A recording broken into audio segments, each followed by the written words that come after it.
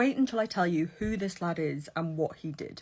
Get a good look at him. Get a good look. He's got such a sweet little baby face.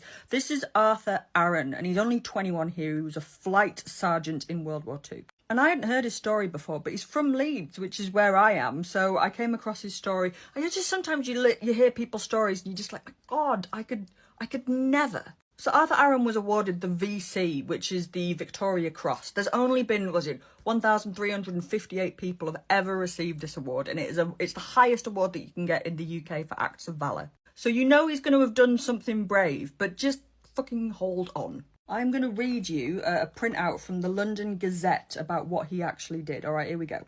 On the night of the 12th of August 1943, Flight Sergeant Aaron was captain and pilot of a Sterling aircraft detailed to attack Turin.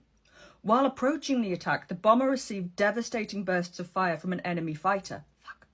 3 engines were hit and the windscreen shattered. The front and rear turrets were put out of action and the elevator control damaged, causing the aircraft to become unstable and difficult to control. A navigator was killed and other members of the crew were wounded.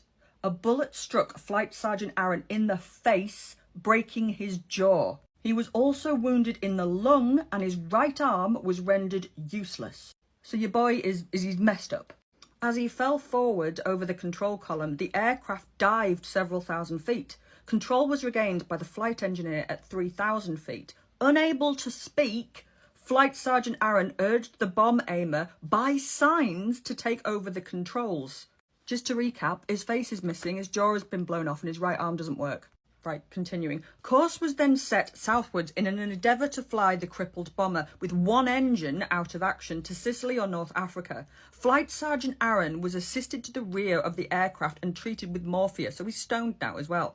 After resting some time, he rallied and, mindful of his responsibility as the captain of the aircraft, insisted on returning to the pilot's cockpit, where he was lifted into his seat and had his feet placed on the rudder bar.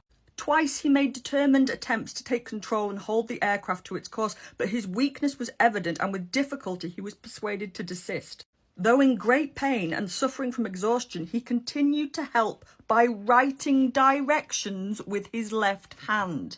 5 hours after leaving the target, the petrol began to run low, but soon afterwards the flare path of the Bone airfield was sighted. Flight Sergeant Aaron summoned his failing strength to direct the bomb aimer in the hazardous task of landing the damaged aircraft in the darkness with the undercarriage retracted. 4 attempts were made under his direction. At the 5th, Flight Sergeant Aaron was so near to collapsing that he had to be restrained by the crew